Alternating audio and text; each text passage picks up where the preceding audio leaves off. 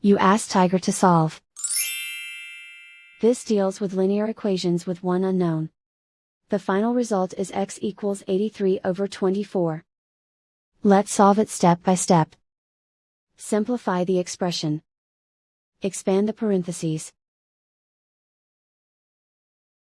Multiply the coefficients. Simplify the arithmetic. Group all constants on the right side of the equation. Add 38 to both sides.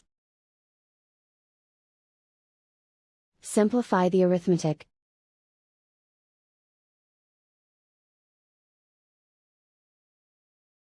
Isolate the x. Divide both sides by 24. Simplify the fraction.